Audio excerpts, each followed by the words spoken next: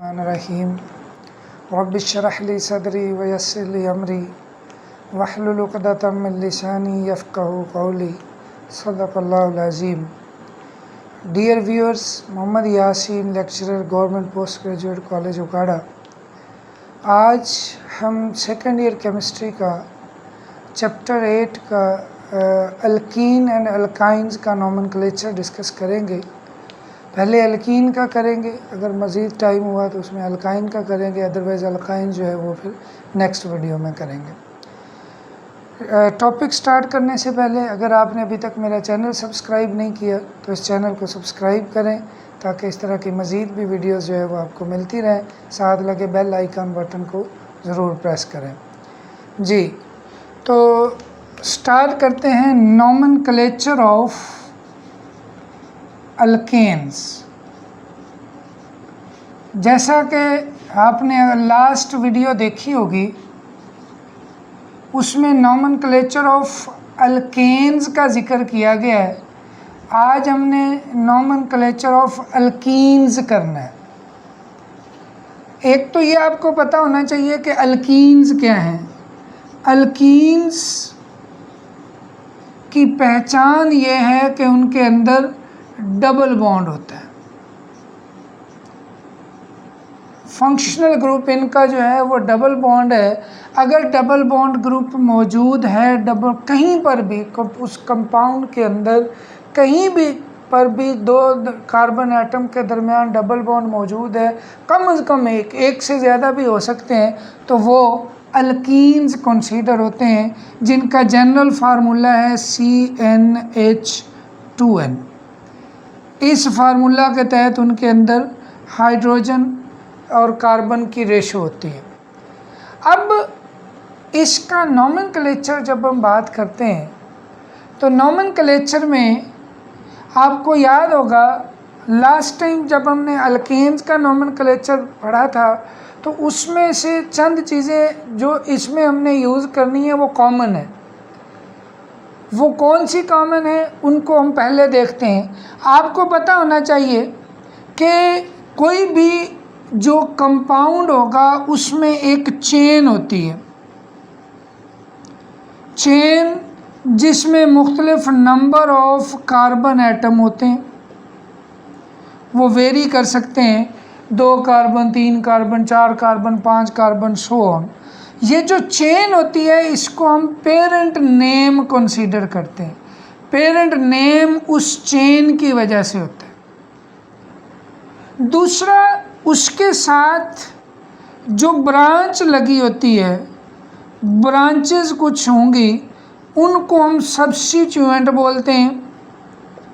Substituent जो उस parent chain के साथ, पेरेंट जो एक कार्बन की चेन होगी उसके साथ कोई भी ग्रुप लगा हो, कोई वो अल्काइल ग्रुप लगा हुआ होता है इसके केस में, तो वो क्या कंसीडर होता है, सब्स्टिट्यूएंट या ब्रांच। जब हम नोमेनक्लेचर लेते हैं, जब हम उसका नाम लिखते हैं तो सबसे पहले हमने क्या लिखना होता है जी, मैं उसी सीक्वेंस में बता रहा हूँ। पहले हम सब्स्टिट्यूएंट लिखते हैं। सब्स्टिट्यूएंट ब्रांच जो होगी वो पहले लिखी जाएगी। कोई भी कंपाउंड हमारे सामने होगा तो उसके तहत हम देखेंगे कि जो सब्स्टिट्यूएंट है, जो उस चेन के अलावा जो कुछ भी होगा उनको पहले लिखा जाता है। वो 1 हो, वो 2 हो, वो जितने भी हों उनको पहले लिखा जाएगा। इसके बाद लिखा जाएगा पेरेंट नेम। अब पेरेंट नेम के अंदर मैंने आपको बताया कि कार्बन की मेन चेन जो होती है वो ये है। अब एक और चीज़ इसमें जब हम इजाफा करेंगे, पहले मैं थोड़ा सा इसको देख लें कि सब्स्टिट्यूएंट लिखते हुए सबसे पहले हमने बताना है उस सब्स्टिट्यूएंट की पोजीशन क्या है। मतलब उस चेन के अंदर वो कहीं ना कहीं तो लगा होगा ना। वो पहले कार्बन पर है, वो दूसरे पर है, वो तीसरे पर है, वो चौथे पर है। जिस भी कार्बन पर होगा, इसकी डिटेल पीछे मैं अल्केन में भी बता चुका हूँ, इसीलिए मैंने कहा कि कुछ चीज़ें इसमें कॉमन होंगी। वो ये है कि सब्स्टिट्यूएंट इसमें जैसे आपने लिखने हैं बिल्कुल ऐसे ही अल्केन के अंदर लिखे जाते हैं। ठीक है, सबसे पहले पोजीशन, उसके बाद उसका नंबर। अब नंबर जो है ये ऑप्शनल होता है। ऑप्शनल मतलब ये बार दफ़ा लिखना होता है, बार दफ़ा नहीं भी लिखते हम। अगर एक ही वो हो किस्म का सब्स्टिट्यूएंट और तादाद में ज़्यादा हो तो फिर हम नंबर लिखते हैं, लेकिन वो एक ही तादाद में हो, मतलब एक ही कोई ब्रांच है और एक ही किस्म है, तो फिर वो ये नंबर नहीं लिखा जाता, वो 1 ही होता है, वो 1 जो है उसको हम नहीं लिखते। उसके बाद हमने लिखना होता है नंबर के बाद उसका नेम, वो सब्स्टिट्यूएंट है कौन सा, उसका नाम लिखते हैं। अब ये तीनों चीज़ें, एक किस्म का सब्स्टिट्यूएंट होगा तो उसके लिए ये एक दफ़ा लिखी जाएगी। अगर एक से ज़्यादा सब्स्टिट्यूएंट है तो हर सब्स्टिट्यूएंट के लिए, डिफरेंट के लिए, ये उतनी दफ़ा ही लिखा जाएगा। हर एक के केस में आप पोजीशन भी बताएंगे, हर एक के केस में आप उसकी तादाद भी बताएंगे, हर एक के केस में आप उसका नाम भी बताएंगे। इसके साथ साथ जब हम पेरेंट नेम पे जाएंगे तो पेरेंट नेम के अंदर सबसे पहले जो है वो इस अल्कीन के केस में स्पेशली सबसे पहले हमने पोजीशन बतानी है। किस चीज़ की? Position of double bond.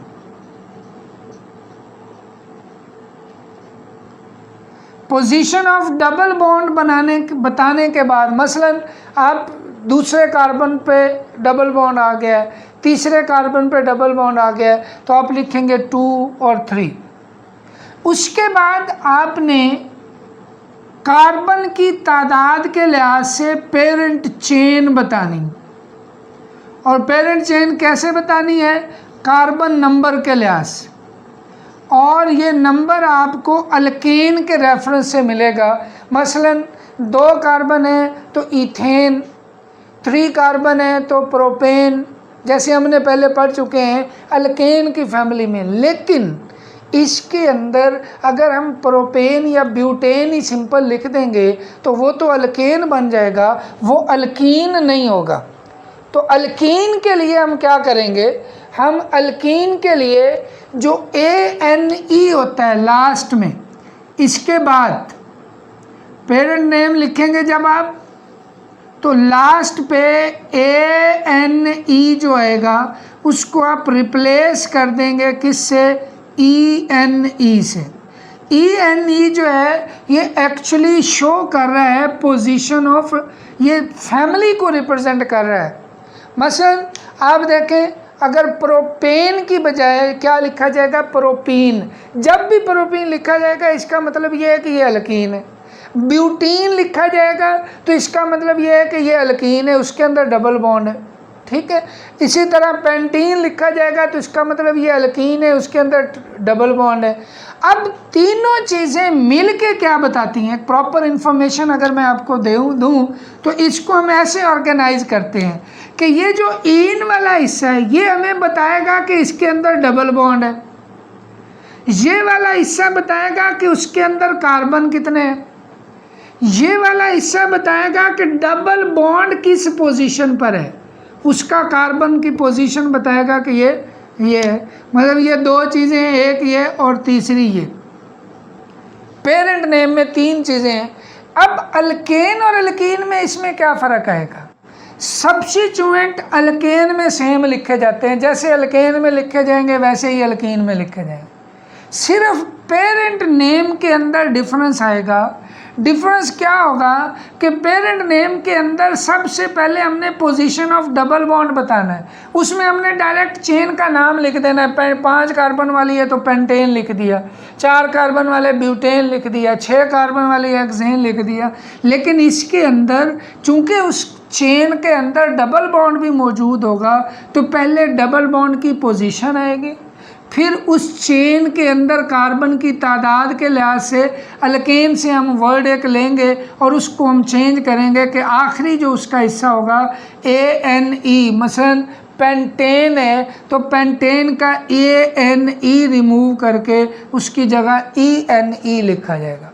एक तो ये है। दूसरा, अगर एक इसके अंदर मज़ीद भी मॉडिफिकेशन है कि अगर आपका डबल बॉन्ड एक से ज़्यादा है, ये एक तीसरी चीज़ इसमें आ गई, उसको भी मैं इसमें शामिल कर लेता हूँ ताकि हमारे लिए और आसानी हो जाए। ये चीज़ तो उस केस में है जब क्या होगा, सिंगल एक डबल बॉन्ड उसके अंदर मौजूद होगा तो आप सिंपली ये लिख देंगे। और अगर डबल बॉन्ड एक से ज़्यादा है तो पोजीशन हर डबल बॉन्ड की अलग लिखेंगे। ठीक है, पोजीशन भी आप लिखेंगे। मसलन एक तीसरे कार्बन पर डबल बॉन्ड है, एक पांचवें कार्बन पर डबल बॉन्ड है, तो आप लिखेंगे 3 5। उसके बाद पेरेंट नेम उसी तरह से। जब आप इन लिखेंगे ना तो जितने डबल बॉन्ड मौजूद हैं डबल बॉन्ड के लिहाज से उनका नंबर वो शो करते हुए उसको आप डाईइन या ट्राईइन या टेट्राइन, अगर एक से ज़्यादा डबल बॉन्ड होंगे तो एंड पे जैसे 3 है, एक 2 पोजीशन पे था, एक जो था वो 5 पोजीशन पे था, तो आप लिखेंगे 2 5 पेंटा या 6 कार्बन वाले चेन है तो हेक्सा डाईइन। कहीं पे 3 कार्बन आ जाए तो ट्राईइन आएगा। ये तो जनरल सी चीज़ें थी, इन सब को हम अप्लाई करेंगे। एक एग्जांपल लेते हैं, वहाँ से आपको ये सारी चीज़ें जो हैं वो क्लियर हो जाएंगी। सबसे पहले हम उन रूल्स को भी देखेंगे कि वो रूल्स कौन से हैं जिसको फॉलो करना है हमने और उसके मुताबिक हमने इसके नाम लिखने हैं। सबसे पहले आप क्या करते हैं जी, लॉन्गेस्ट चेन सिलेक्ट करते हैं। जब भी आप यूपैक नोमेनक्लेचर कर रहे होते हैं तो आप क्या करते हैं, लॉन्गेस्ट चेन सिलेक्ट करते हैं। अब लॉन्गेस्ट कौन सी चेन होगी, जिसमें डबल बॉन्ड भी होगा, ये याद रखें। अब हमने चेन जो सिलेक्ट करनी है वो डबल बॉन्ड वाली होनी चाहिए। फॉर एग्जांपल हमारे पास एक कंपाउंड है जी CH3 CH2 CH2 CH CH2 CH2 CH3 और ये आगे डबल बॉन्ड CH2। अब अगर देखा जाए तो इस केस में एक और कार्बन बढ़ा देते हैं, थोड़ा सा हमारे लिए इजी हो जाए। ये है जी हमारे पास एक कंपाउंड जिसका हमने यूपैक नोमेनक्लेचर से नाम लिखना है। अब ये अल्कीन है, उसका हमें कैसे पता चला, क्योंकि इसके अंदर डबल बॉन्ड मौजूद। ठीक है, अब हमने लॉन्गेस्ट, पहला स्टेप क्या है, लॉन्गेस्ट चेन सिलेक्ट करनी है। लॉन्गेस्ट चेन सबसे लंबी होती है और इसके अंदर डबल बॉन्ड होना चाहिए। अब अगर देखा जाए तो एक चेन ये भी बनती है 1 2 3 4 5 6 7 8 कार्बन में, लेकिन ये लॉन्गेस्ट तो है लेकिन इसमें डबल बॉन्ड नहीं है। हमने कौन सी सिलेक्ट करनी है, डबल बॉन्ड वाले। अब डबल बॉन्ड इसमें मतलब ये वाले जो दोनों कार्बन हैं डबल बॉन्डेड कार्बन, वो चेन का हिस्सा होने चाहिए। जो पेरेंट चेन आप सिलेक्ट करेंगे उसका हिस्सा होना चाहिए। लिहाजा हम क्या करेंगे, हम इसको सिलेक्ट कर लेते हैं। 1 2 3 4 5 6 कार्बन है, एक चेन ये भी है 1 2 3 4 5 कार्बन वाले। तो 2 चेन हैं, एक ये 5 कार्बन वाली, एक ये 6 कार्बन वाली। आप इधर से कर लें या इधर से कर लें, तो 6 कार्बन वाली चेन जो है वो हमने सिलेक्ट कर देना। ठीक हो गया जी, लॉन्गेस्ट चेन सिलेक्ट कर ली। दूसरा रूल क्या है, नंबरिंग करनी है। लॉन्गेस्ट चेन की नंबरिंग करनी है। अब नंबरिंग क्यों करनी चाहिए, याद रखें, ये नंबरिंग से एक तो हमें ये पता चलेगा कि पेरेंट चेन में कार्बन कितने हैं, वो हमें पता चलेगा। दूसरा, इससे हमें ये भी पता चलेगा कि इस पेरेंट चेन की कौन सी पोजीशन पर कोई सब्स्टिट्यूएंट लगा हुआ है। मसलन एक मैं यहाँ भी कहता हूँ कि यहाँ पर जो है वो मिथाइल ग्रुप लगा हुआ है। अब यहाँ पे एक ये प्रोपाइल ग्रुप लगा हुआ है 3 कार्बन वाला और एक ये मिथाइल ग्रुप लगा हुआ है। इनकी हमने पोजीशन बतानी होती है। ये 2 सब्स्टिट्यूएंट है, इनकी हमने पोजीशन बतानी है, तो पोजीशन कैसे बताएंगे जब तक हमें इनके बारे में नहीं पता होगा कि ये क्या चीज़ें हैं, ये कौन सा कार्बन है। इसलिए हम नंबरिंग करते हैं उस पेरेंट चेन की। अब नंबरिंग के लिए असूल ये है कि एक तरफ से हमने स्टार्ट करना है, एक कॉर्नर से, और कंसेक्टिव चलते जाना है। ये है कि जंप ना हो, बॉन्ड के थ्रू आपने जाना है। तो आपके पास ये चेन है, ये आपने जो सिलेक्ट की उसके अंदर 6 ये कार्बन है, 1 2 3 4 5 6।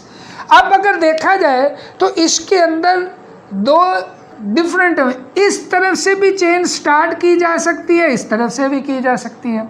मसलन इधर से अगर आप करते हैं तो 1 2 3 4 5th पोजीशन पे डबल बॉन्ड आ रहा है, और अगर इधर से स्टार्ट करते हैं तो 1 2 3 4 5 6, इधर से करेंगे तो पहली पोजीशन पर चेन के ऊपर आप चलते जाएंगे।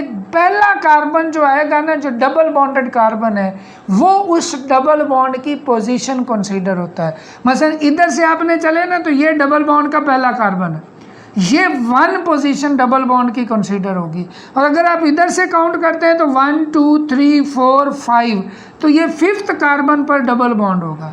अब नंबरिंग के लिए आपने क्या करना है, डबल बॉन्ड को प्रेफर करना है। प्रेफरेंस किसको मिलनी है, डबल बॉन्ड को। जिस तरफ डबल बॉन्ड नियरेस्ट होगा, करीब तरीन होगा, आपने उधर से करनी। मसलन नंबरिंग आप करते जा रहे हैं, जिस तरफ से डबल बॉन्ड पहले आ जाएगा ना, आपने नंबरिंग उस तरफ से स्टार्ट करनी है। जैसे अभी मैंने आपको 2 नंबरिंग की एग्जांपल दी, इधर से करें तो 1 2 3 4 5th पोजीशन पे डबल बॉन्ड आता है, इधर से करते हैं तो 1 2 3 4 5 6 1 पोजीशन पर डबल बॉन्ड आता है। लिहाजा 1 वाले को हमने प्रेफर किया, इसका डबल बॉन्ड बन गया। अब आप देखें, पेरेंट चेन के अंदर कार्बन की तादाद भी हमें पता चल गई, और चेन का भी आइडिया हो गया, डबल बॉन्ड की पोजीशन का भी हमें पता चल गया। अब हमने क्या करना है, नाम लिखना है। ये 2 मेन काम है, लॉन्गेस्ट चेन सिलेक्ट करनी होती है और उसकी नंबरिंग करनी। ये अगर आपने कर लिया, उसके बाद आपने नाम लिखने हैं। नाम लिखने के लिए मैंने आपको बताया है क्या तरीका है जी, पहले सब्स्टिट्यूएंट लिखते हैं, फिर पेरेंट नेम लिखते हैं। अब इसमें सब्स्टिट्यूएंट कौन से हैं, ये पेरेंट चेन है, ये वाली जो है ये पेरेंट चेन है, एक इसमें ये सब्स्टिट्यूएंट है और एक ये सब्स्टिट्यूएंट है। अगर आप इसको ऑब्जर्व करें तो इस चेन के ये दोनों ग्रुप जो हैं ये ब्रांच के तौर पर लगे हुए हैं, सब्स्टिट्यूएंट के तौर पर लगे हुए हैं। तो लिहाजा इन सब्स्टिट्यूएंट को, इन ब्रांच को हमने क्या करना है, पहले लिखना है। पहले लिखने के लिए आपको पेरेंट का भी आइडिया हो गया, ब्रांचेस का भी पता चल गया कौन कौन सी हैं। नाम लिखते हुए जब आप सब्स्टिट्यूएंट लिखेंगे तो सबसे पहले क्या बताते हैं, उसकी पोजीशन। अब पोजीशन के लिए हमारे पास 2 सब्स्टिट्यूएंट हैं। अब यहाँ पे भी प्रॉब्लम हो गया कि हम इसको पहले लिखें या इसको पहले लिखें। ये कौन सा है, मिथाइल, और ये कौन सा है, प्रोपाइल। तो इन दोनों को आपने अल्फ़ाबेटिकली देखना है, जो इसमें से अल्फ़ाबेटिकली पहले आता है उसको पहले लिखेंगे। तो अगर आप अल्फ़ाबेटिकली देखें तो मिथाइल पहले आता है, लिहाजा आपने पहले इस ब्रांच को लिखना है। अब ये ब्रांच क्या कहती है जी, इस ब्रांच को इस पैटर्न के मुताबिक लिखें तो सबसे पहले इसकी आपने क्या बतानी है, पोजीशन। अब इसकी पोजीशन कौन सी है, 4th। ये जो आपने पेरेंट चेन की नंबरिंग की, ऐसे समझ लें जैसे आप एक रोड होता है, उसके जो गलियां निकल रही हैं आप गलियों के नंबरिंग कर लेते हैं, तो ये कौन सी गली में होगा, ये 4th पॉइंट पे। ठीक है, इसी तरह से आपने जब एक चेन की नंबरिंग कर ली, उसके ऊपर ये ग्रुप जो है ये 4थे कार्बन पे लगा हुआ है, तो आपने पहले इसकी पोजीशन बता दी कि 4 पोजीशन पे। अब देखें, मैंने ये नंबर कहा था कि ऑप्शनल होता है, ये कब यूज़ करते हैं, जब इसी तरह का मिथाइल ग्रुप और भी कहीं लगे हुए होते हैं। मसलन एक मिथाइल ग्रुप यहाँ लगा होता तो फिर हम डाई की टर्म यूज़ करते, अगर 3 मिथाइल ग्रुप लगे होते हैं हम ट्राई की टर्म इस्तेमाल करते। ठीक है, हर एक की पोजीशन लिखने के साथ। ये हम अल्केन में इसको बड़ा मैं डिटेल से डिस्कस कर चुका हूँ, लास्ट वीडियो में आप देख सकते हैं कि कैसे इसको हम करेंगे अगर एक से ज़्यादा होंगे। तो सिंपली यहाँ पे एक ही है, पहले हमने क्या किया, इसकी पोजीशन लिखी, 4th पोजीशन है, फिर नंबर चूँकि एक ही है, एक को बाहर वो लिखते ही नहीं है। उसके बाद क्योंकि ये ऑप्शनल है, उसके बाद हमने क्या लिखना है, नेम। अब इसका नेम क्या है, एक कार्बन वाला है तो इसका नाम है जी मिथाइल, 4 मिथाइल, एक ब्रांच हमने लिख दी, इतना हिस्सा इस पूरे कंपाउंड का हमने लिख दिया। अब हमने एक सब्स्टिट्यूएंट अभी रहता है, वो ये है, वो लिखना है। मैंने आपको बताया है कि जितने सब्स्टिट्यूएंट हों अगर वो डिफरेंट किस्म के हों तो हर एक के लिए इस पैटर्न के तहत आपने लिखना है। पहले आपने सब्स्टिट्यूएंट लिखने, इस सब्स्टिट्यूएंट को भी इस तरह से, इस सब्स्टिट्यूएंट को भी इस तरह से। अगर इन दोनों के अलावा कोई तीसरी किस्म का होता है जो इनसे डिफरेंट होता है, मसलन इथाइल है या ब्यूटाइल है, तो फिर उसको भी आप इसी तरह जो है वो एज ए सब्स्टिट्यूएंट कंसीडर करके पोजीशन, नंबर और नेम वगैरह लिखते हैं। अब इसके बाद आपने क्या किया जी, इसको देखें, अब इसकी पोजीशन क्या है, 2। पहले उसी पैटर्न के तहत अब इस सब्स्टिट्यूएंट को लिखते हैं, इस सब्स्टिट्यूएंट की पोजीशन है 2। अब 2 के बाद ये जो 3 कार्बन वाला है इसको बोलते हैं प्रोपाइल।